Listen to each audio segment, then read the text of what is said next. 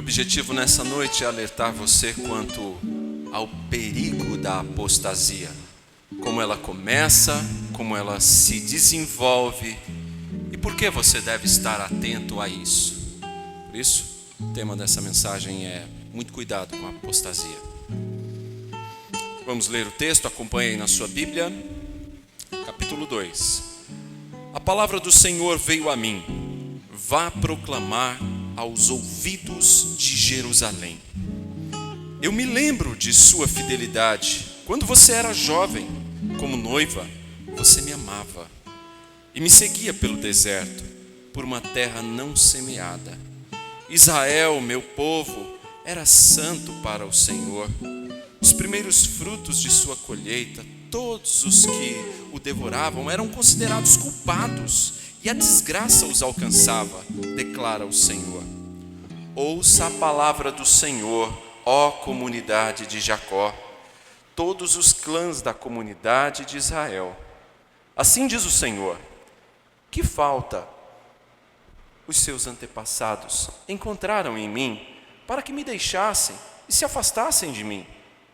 Eles seguiram ídolos sem valor, tornando-se eles próprios sem valor. Eles não perguntaram: onde está o Senhor que nos trouxe do Egito e nos conduziu pelo deserto, por uma terra árida e cheia de covas, terra de seca e de trevas, terra pela qual ninguém passa e onde ninguém vive? Eu trouxe vocês a uma terra fértil, para que comessem dos seus frutos e dos seus bons produtos. Entretanto, vocês contaminaram a minha terra, tornaram a minha herança repugnante.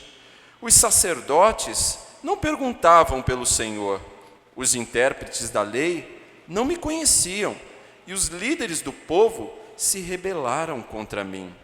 Os profetas profetizavam em nome de Baal, seguindo deuses inúteis. Por isso, eu ainda faço denúncias contra vocês, diz o Senhor. Eu farei denúncias contra os seus descendentes. Atravessem o mar até o litoral de Chipre e vejam, mandem observadores a Quedar e reparem de perto e vejam se alguma vez aconteceu algo assim. Alguma nação já trocou os seus deuses? E eles nem sequer são deuses. Mas o meu povo trocou a sua glória por deuses inúteis. Espantem-se diante disso, ó céus. Fiquem horrorizados e abismados, diz o Senhor. O meu povo cometeu 2 crimes. Eles me abandonaram, a mim, a fonte de água viva, e cavaram as suas próprias cisternas rachadas, que não retêm água. Irmãos, talvez você ao longo da sua vida tenha tido a triste experiência de conhecer pessoas que você julgava exemplos na fé, irmãos ou irmãs que eram para você um paradigma, um modelo. Conheciam a doutrina bíblica, eram fervorosos, mas que um dia deixaram o Senhor e hoje estão longe. Isso tudo nos entristece, nos choca. Recentemente tive a oportunidade de conversar com um amigo que foi, para mim, fundamental nos meus primeiros passos na fé. E esse meu amigo se divorciou da esposa. E eu fui conversar com ele o que tinha acontecido.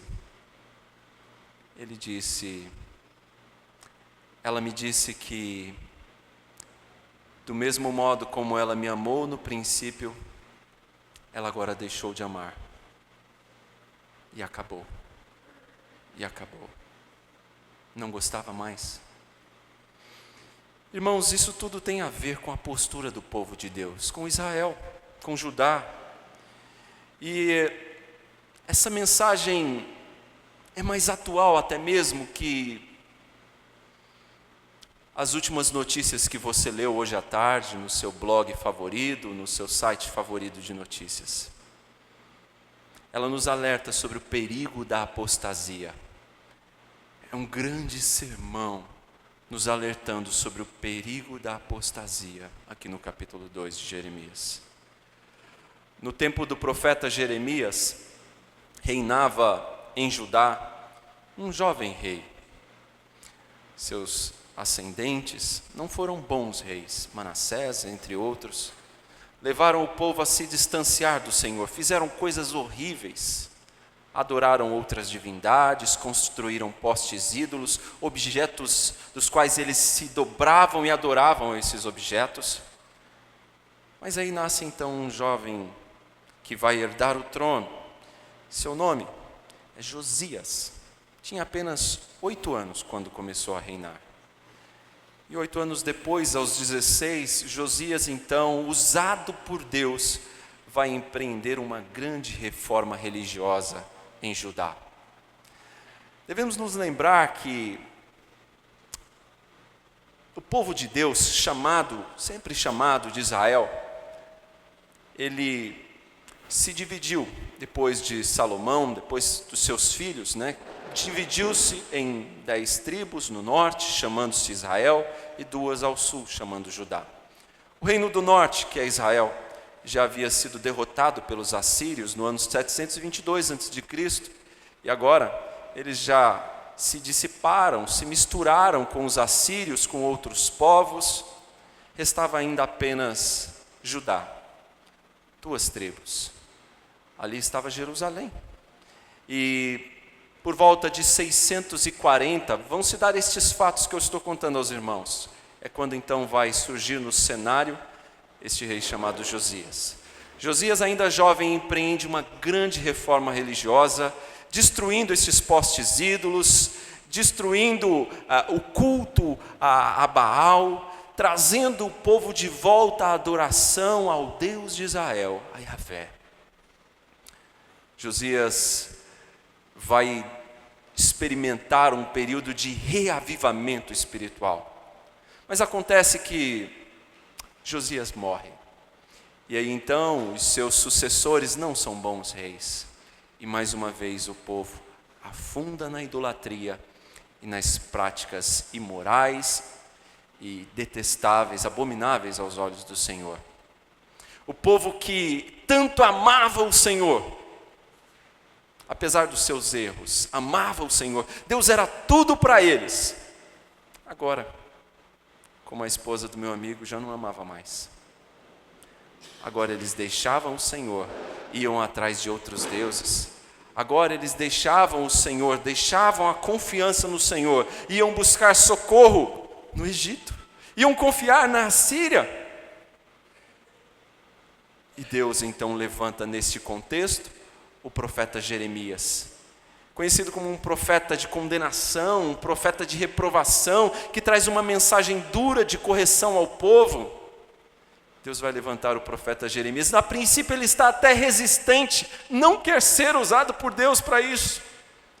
Mas ele era alguém que se importava com o seu povo. Era alguém que amava, que se envolvia, que sentia a dor do seu povo. E é por isso que o profeta Jeremias tanto se identifica com o nosso Senhor Jesus, porque ele olha para a situação do seu povo e ele chora. Jesus também olha para Jerusalém e diz: Jerusalém, Jerusalém, que mata os profetas. Chora diante de Jerusalém. Assim também fez Jeremias. Assim como Jesus, Jeremias veio de uma cidadezinha pequena, de onde as pessoas diriam: de lá viria alguma coisa boa. Mas Deus vai levantar esse homem para ser sua boca e corrigir o seu povo. Jeremias vai pregar por cerca de 40 anos.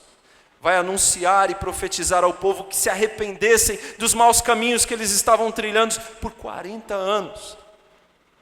Mas o povo, incontinente no pecado, não deu ouvidos ao profeta. E aquilo que Jeremias disse que aconteceria, realmente aconteceu de fato. Mas o povo dizia: não, o templo está aqui. Templo do Senhor nós temos, o templo do Senhor está aqui e nós estamos protegidos. O templo representava a presença do Senhor no meio do povo. E ao olharem para o templo, eles diziam: não, nada acontecerá conosco, nós estamos protegidos, o templo do Senhor está aqui. E Jeremias, extremamente angustiado com essa postura do povo, dizia: não, isso tudo vai ser destruído, vocês serão tomados daqui, levados como escravos, muitos mortos. O povo não deu ouvidos a Jeremias. E acontece exatamente isso no ano de 586. Jerusalém então é completamente tomada, destruída, e muitos de seus habitantes levados como escravos, outros mortos. Foi o preço da desobediência. Eles esperavam bênçãos de Deus, porque o templo estava ali, mas ao invés de bênçãos, veio destruição. Eles esperavam coisas boas, mas ao invés disso veio castigo por desobediência. Vejam, irmãos, este povo que amava o Senhor, agora já não amava mais. Havia, pouco a pouco, se afastado do Senhor. Queridos, hoje esse tipo de postura é experimentado por toda e qualquer igreja que nós conheçamos. Hoje, em qualquer igreja que nós formos, nós vamos ver esse tipo de prática. Pessoas que antes amavam o Senhor, que o Senhor era tudo para elas. Depois de alguns anos, o Senhor já não é mais amado, e já não significa mais nada para essas pessoas. Quantos hoje já não andam mais conosco? Deixaram a fé, deixaram a Cristo. Antes tinham sede dele, mas agora parece que conseguiram fazer calar esse coração que clamava por Cristo, essa alma que desejava e ansiava pelo Senhor. Agora se enganam, bebendo de outras fontes, bebendo outras bebidas que não da fonte de água viva. Esse é um problema recorrente na igreja, é um problema constante. A apostasia, irmãos, o abandonar a fé, a deserção, é algo que acontece na igreja, no meio cristão. É algo que acontece no nosso meio. Os apóstatas são talvez a maioria, e não a exceção. A maioria. A Bíblia nos diz que por multiplicar-se a iniquidade, o amor de muitos se esfriaria. Veja bem, muitos, não são poucos, é a maioria. Começam e abandonam a fé. É possível que você, embora esteja aqui hoje, esteja pensando também em desistir. Quero continuar. Talvez você já tenha alimentado no seu coração aquele pensamento de seguir o seu próprio caminho, viver conforme a sua vontade, viver do seu jeito, mesmo não honrando a Cristo. Preste atenção. Veja o sinal amarelo aceso para você. Muito cuidado. Muito cuidado. Você pode estar abandonando a sua fé hoje. A boa notícia, irmãos, do profeta Jeremias é que Deus não desiste de amá-lo. Deus não desiste. Se você se uniu à fé, uniu-se ao Senhor Jesus Cristo, você é um filho de Deus. E sendo assim, irmãos, você pode até negá-lo, mas Ele não te negará. Você pode até ser infiel, estar infiel, mas Ele permanecerá fiel. Ele não desiste de você. A graça de Deus, a presença do Espírito Santo, ela vai preservar você. A salvação, irmãos, não depende da nossa perseverança. A salvação, ela depende da perseverança de Deus.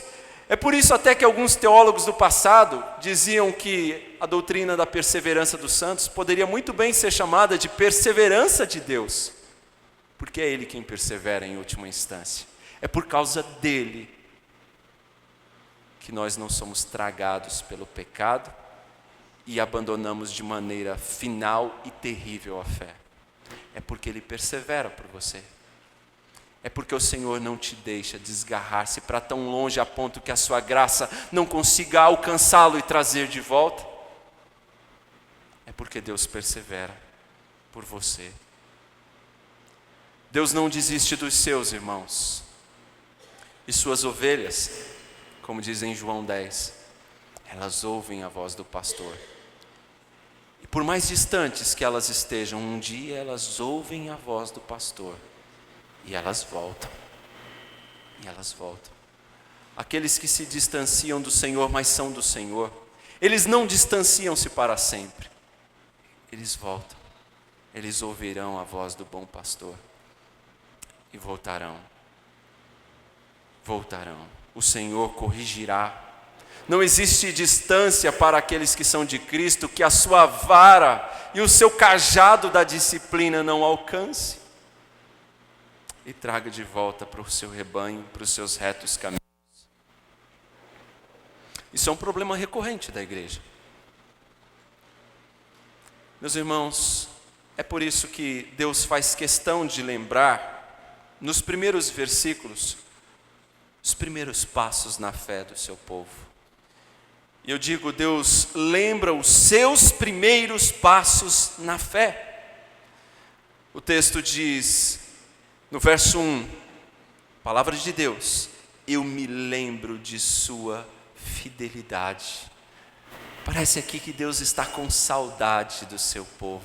Olha, eu me lembro de sua fidelidade. Quando você era jovem, como noiva, você me amava, como uma noiva. Sabe, quem está para casar? Apaixonada, doida para casar. Como uma noiva, você me amava e me seguia pelo deserto, por uma terra não semeada. Israel, meu povo, era santo para o Senhor.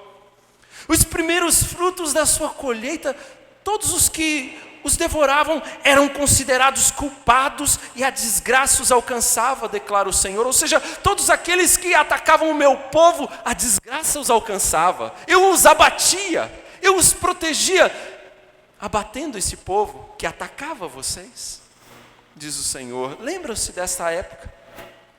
Lembram-se dos seus primeiros passos na fé? Deus está dizendo ao seu povo e a nós.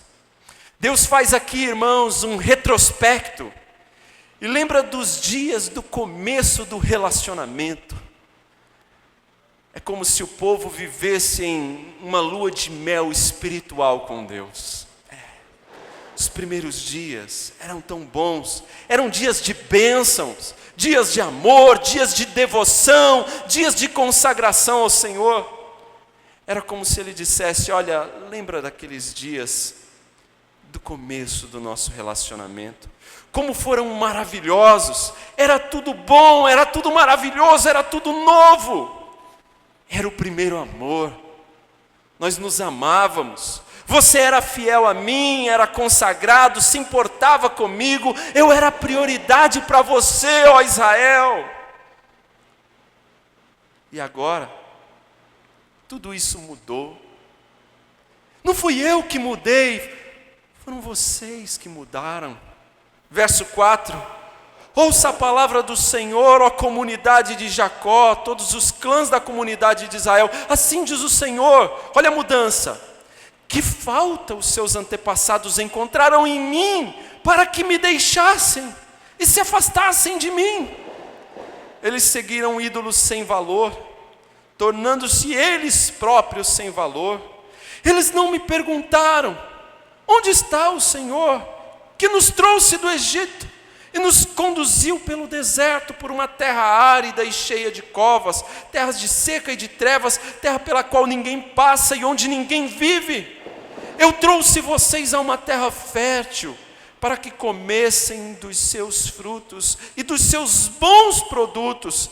Entretanto, vocês contaminaram a minha terra, tornaram a minha herança repugnante.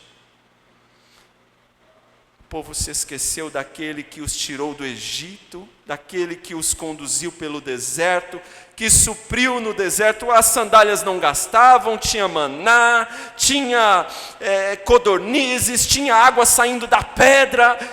O povo se esqueceu de tudo isso e abandonou o Senhor, indo buscar socorro lá na Síria. Verso 18 diz isso: agora por que vai ao Egito beber água do Nilo? E por que vai à Síria beber água do Eufrates? O Senhor está dizendo: vocês abandonaram a mim, a fonte de água viva, para ir beber água lá no Egito, lá na Síria. Tudo mudou. O povo passou a confiar em povos pagãos, não mais no Senhor dos Exércitos. Ou seja, eles abandonaram a fé, eles desertaram, eles se afastaram do Senhor, apostataram, largaram o Senhor. E estas atitudes do povo de Deus daquela época são as mesmas daqueles que abandonam o Senhor hoje, nos nossos dias. E vamos observar isso mais de perto. Os próximos pontos da nossa mensagem nos chamam a observar isso mais de perto. O afastamento, irmãos, se dá aos poucos. Se dá aos poucos. Ao dirigir-se ao povo de Deus, os judeus, Jeremias lembrou-lhes de que eles haviam saído do caminho. Isso não foi de repente, não foi, mas foi seguindo os passos dos seus pais. Isso começou lá atrás, não começou agora, já foi com os seus pais.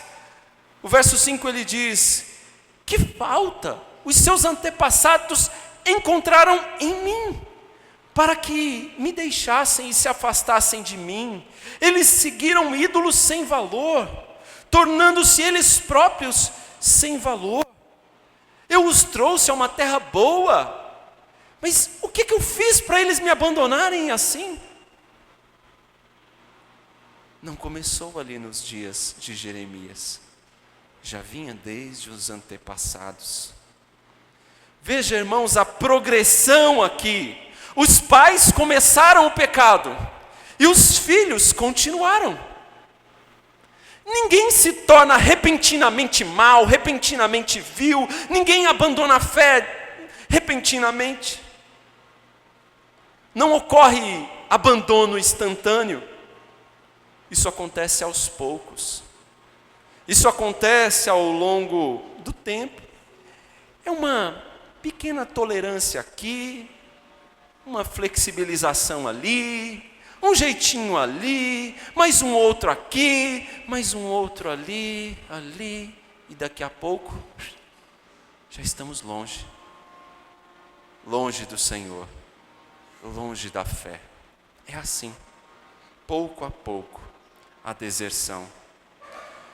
Se você estiver hoje tolerando coisas imorais na sua vida, preste muita atenção, cuidado.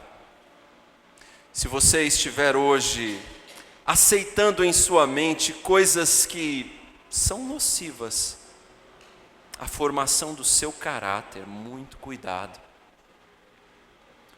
Pode ser que estas coisas representem sementes da deserção, lembra-se?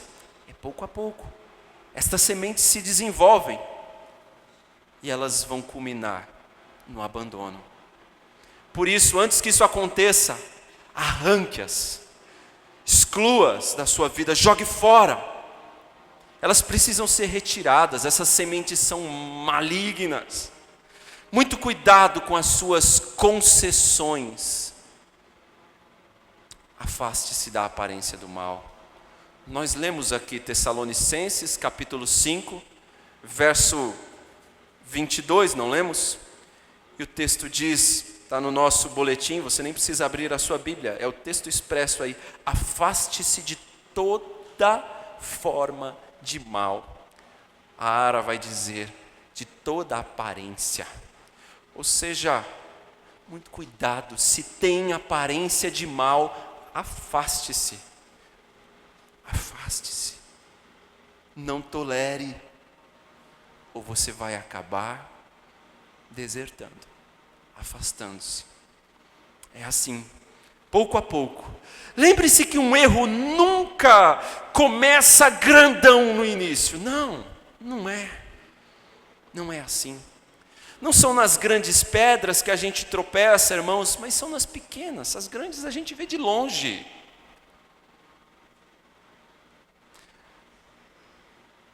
O caminho para a deserção é uma estrada bem pavimentada, larga, bem sinalizada, convidativa. Assim é o caminho da deserção. É como porta larga, sabe como é? Mas o caminho da perseverança, da persistência, da confiança, o caminho da fé, é porta estreita. Às vezes caminho cheio de pedra, cheio de obstáculo. Mas é por esse que a gente tem que andar. E sabe o que mais, irmãos? O inimigo da nossa alma, ele não é tolo. Ele não é bobo. Ele não vai te oferecer iscas grandes, iscas óbvias. Mas ele vai te oferecer iscas pequenas, sutis. Ele calcula o tempo. Ele sabe que tem coisas que vai ser com o tempo. A deserção é assim, é com o tempo. Passo a passo, pouco a pouco. Não ocorre num instante. Por isso, muito cuidado. Talvez você esteja nessa estrada e hoje você vê o sinal amarelo. Volte. Caminho errado. Um outro ponto importante que nós vemos aqui no verso 7 é que este abandono, esta apostasia é muito comum em momentos de prosperidade. Diz o verso 7, eu trouxe vocês a uma terra fértil, para que comessem dos seus frutos e dos seus bons produtos. Entretanto, vocês contaminaram a minha terra, tornaram a minha herança repugnante. Irmãos, a apostasia geralmente ocorre em épocas de bênçãos, de prosperidade, tempos de provação. Você se recorda quando Davi pecou? Lógico, Davi pecou ao longo de sua vida muitas vezes, mas quando foi um momento terrível de queda de Davi? Você se recorda? Como é que Davi estava naquela época? De vento em popa. Tinha vencido todas as batalhas, tudo estava dando certo, o reino crescia, se expandia, ia tudo às mil maravilhas. E o que aconteceu nesse momento de prosperidade? A queda. A queda. Davi abandonou a comunhão do Senhor nesse momento e caiu tristemente. Foi no momento de prosperidade. Vencia tudo, mas caiu. Quando as provações chegam, irmãos, nós somos purificados. As provações vão nos burilar, aperfeiçoar. Mas quando a prosperidade se aproxima, muito cuidado. Nós ficamos mais vulneráveis nessas horas. Muito cuidado. Pense em alguns homens da Bíblia que em momentos bons de prosperidade desejaram até a morte, pediram a Deus a morte. Eu me recordo aqui de Jonas, depois do maior reavivamento da história, da maior conversão em massa que a gente já viu. Jonas deseja morrer, quer que o Senhor tire a sua vida. depois que os ninivitas se converteram.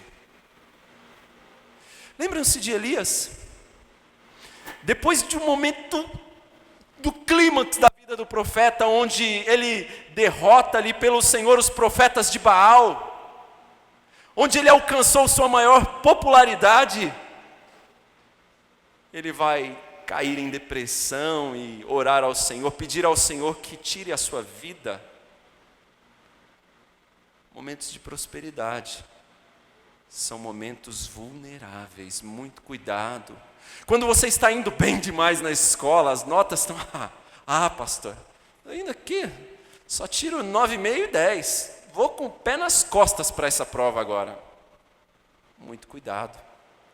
Nos momentos de prosperidade, a gente tende a ter excesso de confiança. Bons guerrilheiros dizem que depois que vencem uma batalha é o momento mais perigoso, porque vão se assentar para celebrar, quando na verdade deveriam estar prontos para um contra-ataque. Muito cuidado. Quando as coisas estão indo bem demais lá nos teus negócios, muito cuidado. Esta é a hora de você redobrar a vigilância e não de baixar as armas. Pense nisso. Cuidado quando tudo está indo bem. Mas não era só isso. Havia um outro problema, um problema da liderança. E ela também contribui para o afastamento da fé.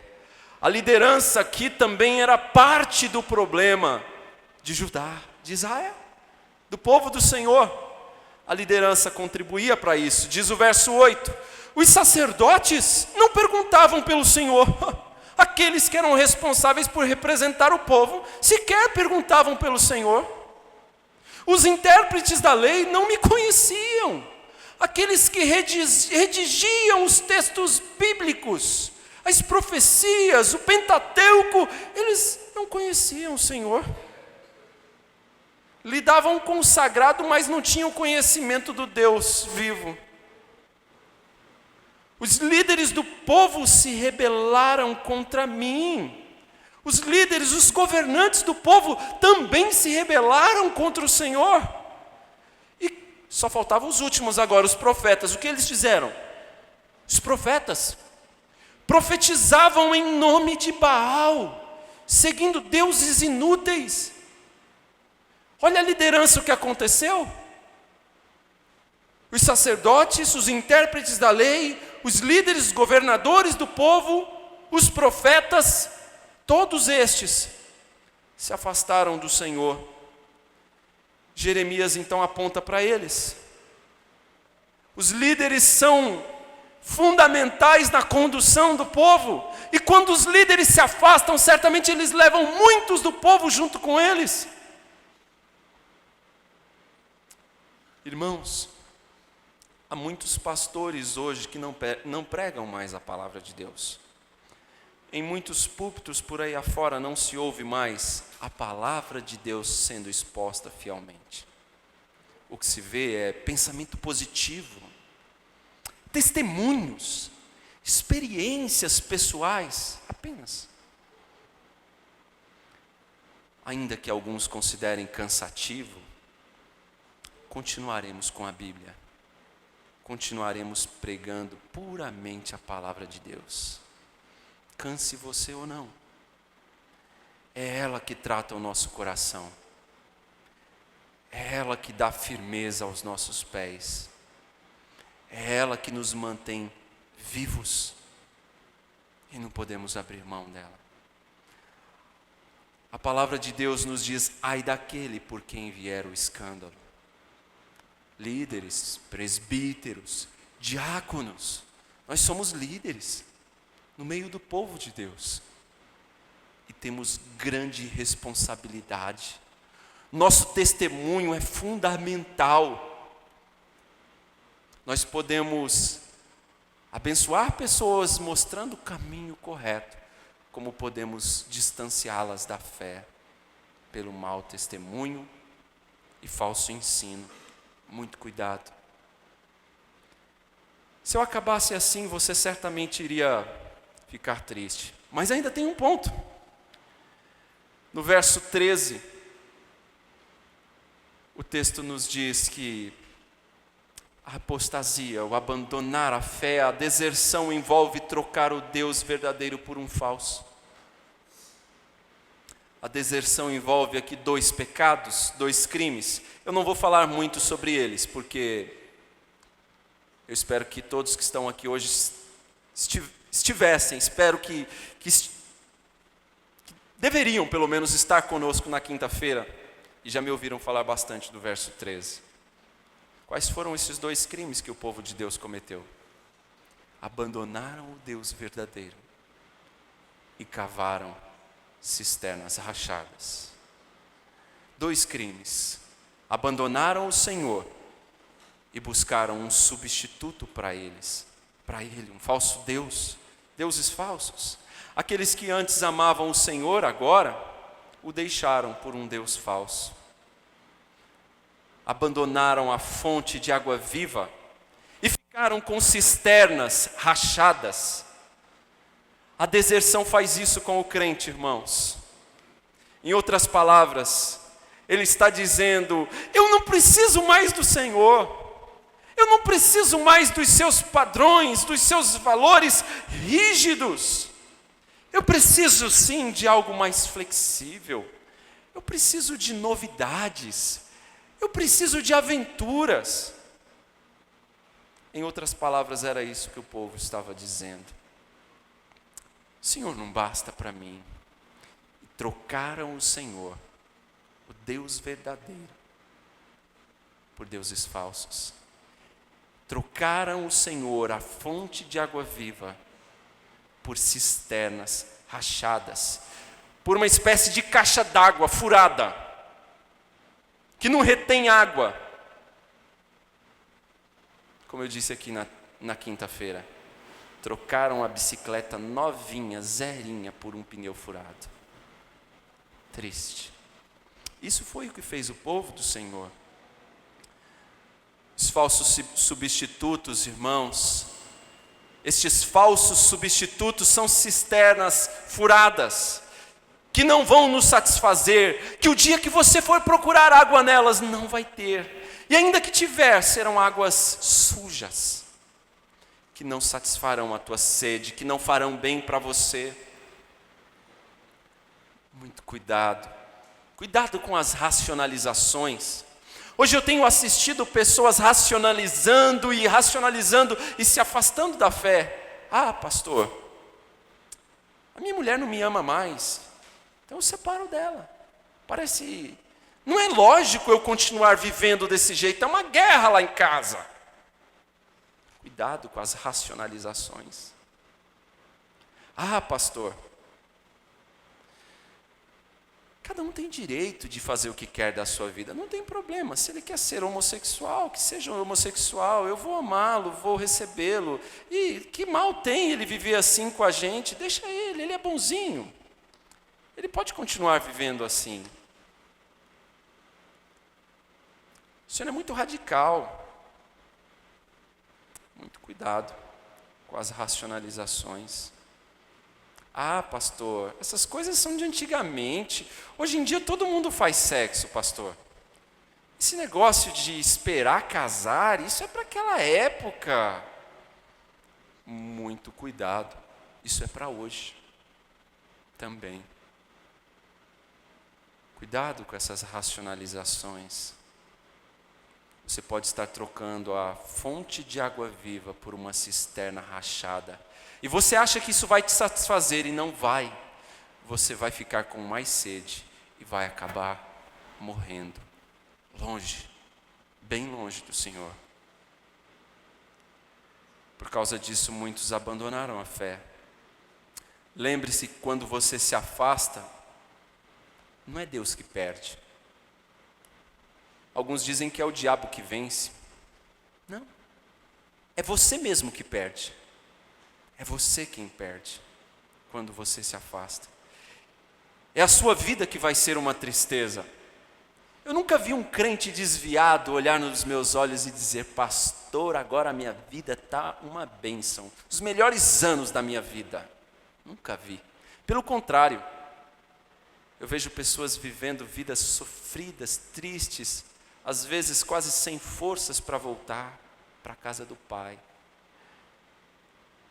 Eu vejo pessoas envergonhadas, às vezes mudando o círculo de amigos, saindo do trabalho, indo para outro lugar, atravessando a rua para não cruzar com você, pegando o elevador no shopping para não cruzar com você. Envergonhadas. Envergonhadas. Porque se desviaram da fé. É triste. E fazem isso porque tudo aquilo que o reprova a conduta, a atitude, causa dor e ele não quer isso. E por isso ele vai te evitar.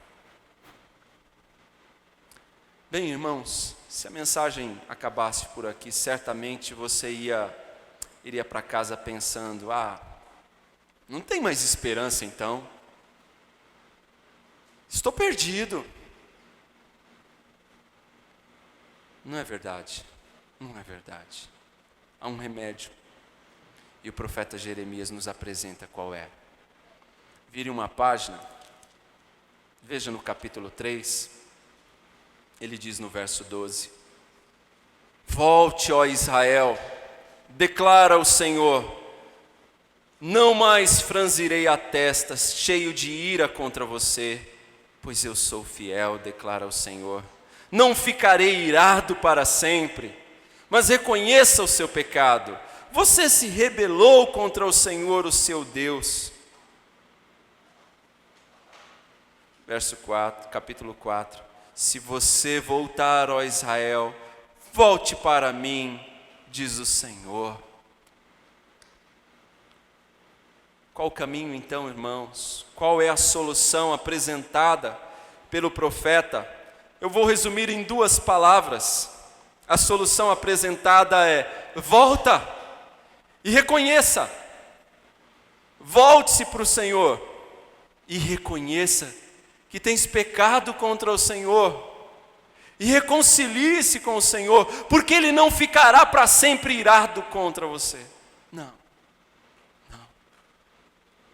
Ele é um Pai misericordioso, um Pai bondoso. Você pode estar pensando, opa, agora sim, isso não é difícil. Deus não quer você longe. Você pode ter feito tudo de errado. Você pode ter esbanjado a vida como fez o filho pródigo. Mas o Pai ainda aguarda a tua volta. Assim como aquele pai na parábola do filho pródigo. Aquele filho queria realização. Ele queria satisfação.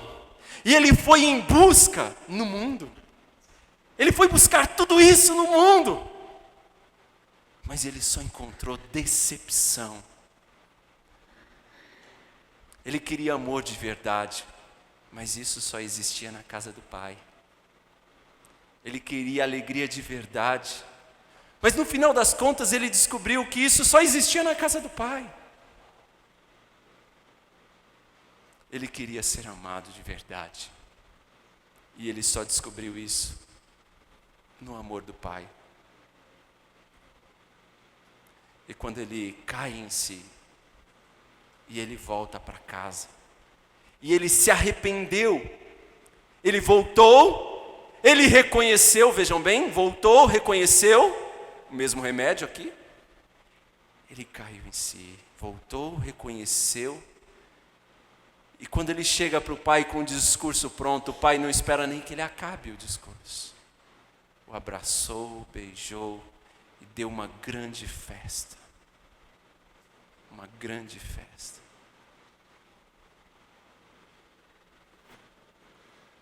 O Pai ainda espera, de braços abertos.